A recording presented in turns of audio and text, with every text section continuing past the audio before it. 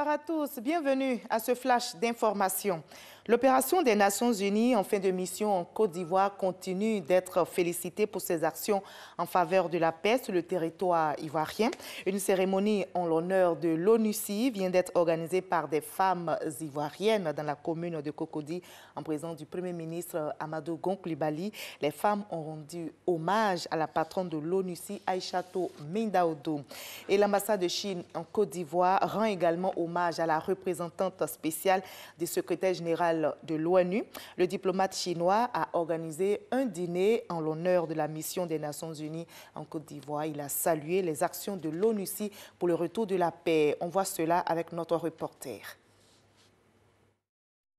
Une cérémonie d'au revoir organisée par l'ambassade de Chine en Côte d'Ivoire en l'honneur du départ ordonné et consensuel de l'ONU de la Côte d'Ivoire après 13 ans de présence.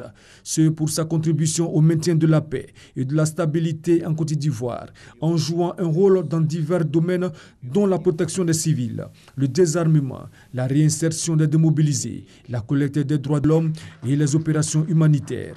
La Chine souhaite qu'après le départ de l'ONUCI, la communauté internationale continuera de renforcer sa coopération avec la Côte d'Ivoire pour l'accompagner à réaliser la paix, la stabilité et le développement durable.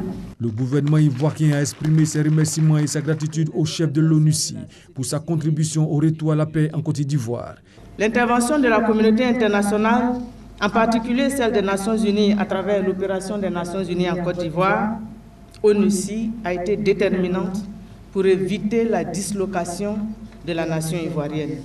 La Côte d'Ivoire est fière, très fière de ce qui a été fait par l'ONUCI pour le retour et la consolidation de la paix, pour le renforcement de la cohésion nationale.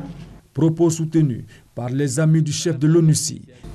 Que les bons résultats qu'elle a eus ici avec l'ONUCI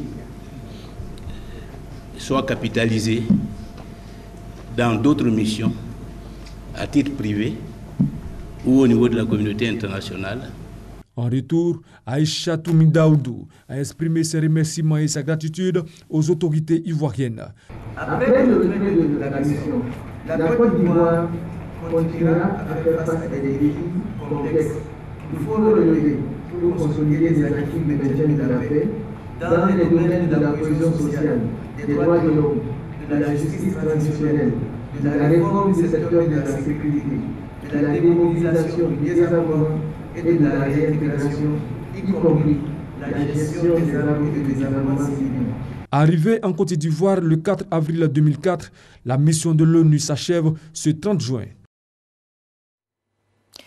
L'Ivoirienne Ruth Gbagbi, médaillée de bronze aux Jeux Olympiques de Rio, vient d'être sacrée championne du monde de taekwondo dans la catégorie des moins de 62 kilos en Corée du Sud. Elle a décroché l'or au terme d'une finale historique qu'elle a menée ce vendredi. Avec cette victoire, l'Ivoirienne offre à la Côte d'Ivoire son unique médaille de cette 23e édition des championnats du monde de taekwondo qui referme ses portes aujourd'hui. Le champion olympique Cissé Cheikh Salah n'a malheureusement pu arriver à ses fins dans cette compétition. Il a été éliminé en 16e de finale.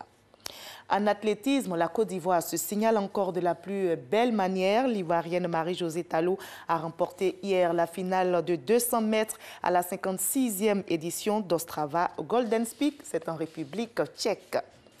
Nous sommes à J-21 des Jeux Olympiques, des 8e Jeux de la francophonie. Le comité d'organisation s'active pour les préparatifs. Les sites qui vont accueillir les athlètes sont-ils tous prêts? Le vice-président de la République, Daniel Kablan-Duncan, était en visite de chantier ce matin même pour en avoir une idée. Et plusieurs infrastructures sont achevées à 100%. Le top départ de ces compétitions sera donné le 21 juillet prochain.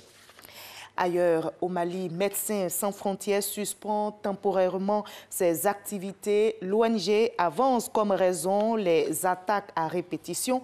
En conséquence, les activités de consultation, vaccination, prévention, paludisme et obstétrique à Kidal sont suspendues. Pour le coordinateur général au Mali, vu le contexte actuel, collaborer avec les 6 centres de santé de la zone et effectuer des tournées en clinique mobile dans la région est devenu trop dangereux pour les humanitaires. Figure marquante de la vie politique française, Simone Veil est décédée aujourd'hui à l'âge de 89 ans, rescapée de la Shoah, ministre centriste, académicienne. Elle est connue principalement pour la loi Veil, adoptée en 1974, dépénalisant l'avortement sous certaines conditions en France. Femme charismatique et de conviction, alliant fermeté et liberté de parole, elle demeurera jusqu'à sa mort l'une des personnalités préférées des Français. On se retrouve à 20h. À tout à l'heure.